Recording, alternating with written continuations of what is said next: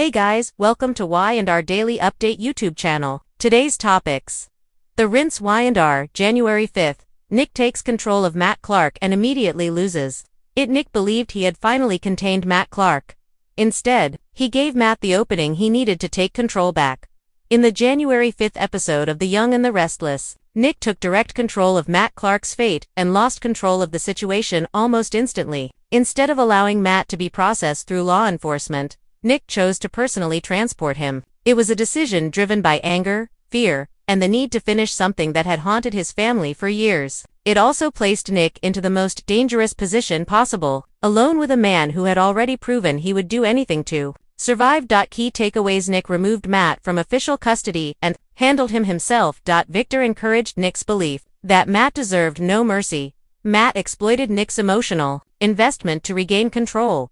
What happened on Y&R? Nick Joshua Morrow told Matt Roger Howarth he was not going to jail and personally drove him away, bound in the back of the car. Victor Eric Bredin reinforced that choice at the ranch, striking Matt and framing his survival as a mistake that should have been corrected long ago. Nick adopted that logic and turned it into action.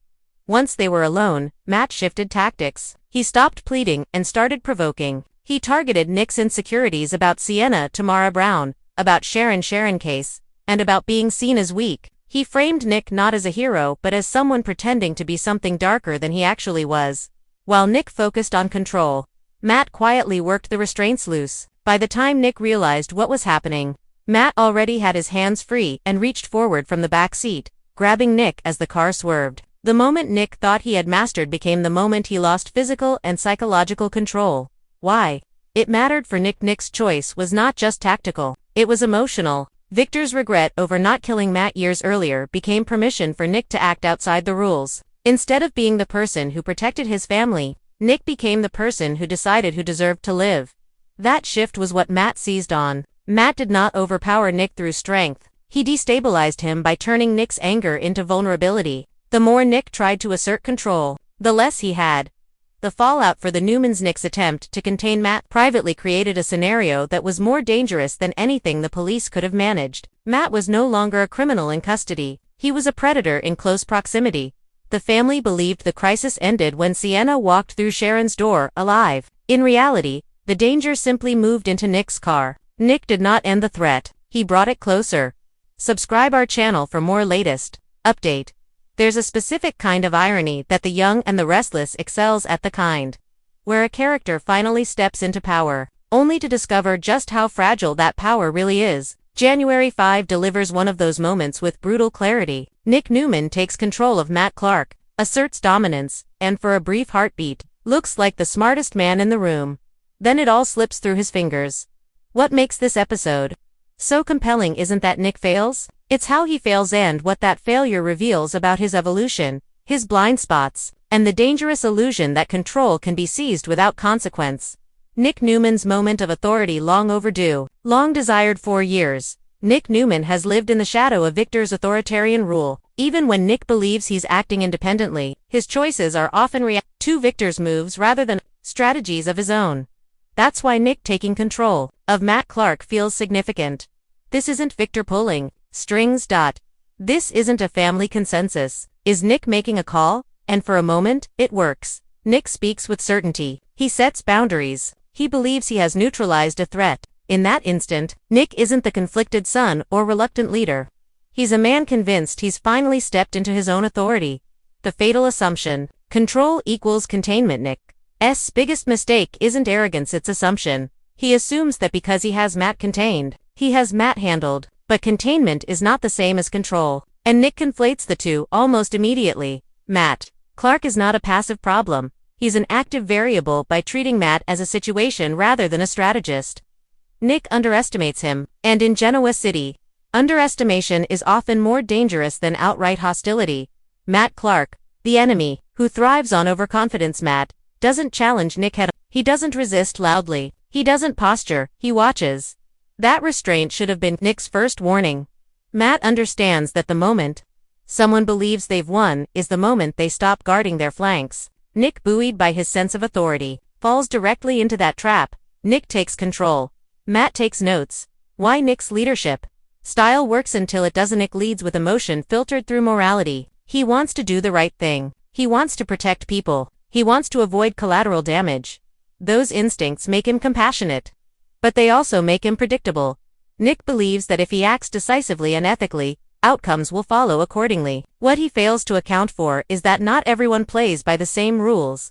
Matt Clark certainly does and single quotes. The moment control slips away, the loss of control isn't explosive, it's subtle. A delay, a misjudgment, false sense of security. Nick doesn't realize he's losing ground until it's already gone.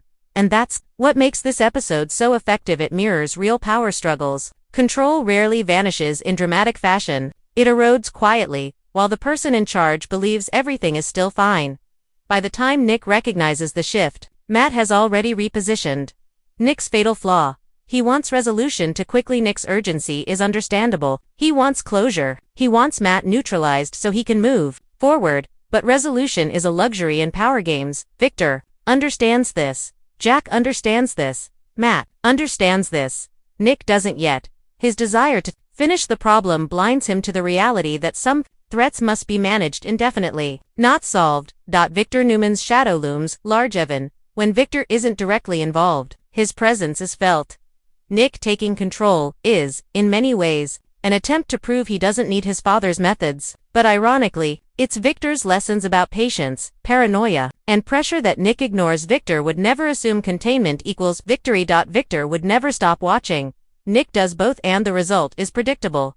Matt Clark's escape. More than a plot twist, Matt slipping out of Nick's grasp isn't just a narrative device, it's a thematic statement. It reinforces a harsh truth. Power claimed without foresight is power borrowed, not owned. Nick doesn't lose control because he's incompetent. He loses it because he hasn't fully embraced the reality of leadership. That authority demands constant vigilance. The emotional fallout for Nick Newman. Nick's reaction to losing control is telling. He doesn't rage. He doesn't deflect. He internalizes. That self-blame speaks to Nick's core insecurity. The fear that he's not built for this level of power. Nick doesn't doubt his intentions. He doubts his capability. That doubt may be more damaging than Matt Clark ever could be. The rinse take. Nick is learning the hardest lesson too late. The rinse. We see this episode as a necessary reckoning for Nick Newman. You don't become a leader by declaring control. You become one by sustaining it. Nick's failure isn't the end of his growth, it's the crucible that will define it. The question is whether he learns the right lesson or retreats into self-doubt. Why this loss of control changes everything. Matt Clark escaping doesn't just reset the storyline, it escalates it. Now Matt holds psychological advantage. Nick's authority is question. Victor's methods look increasingly justified. Nick didn't just lose control of Matt, he lost control of the narrative. And in Genoa City, narrative is power. The contrast between Nick and Victor has never been clearer. Victor would have crushed Matt, destroyed him preemptively. Nick tried to manage him.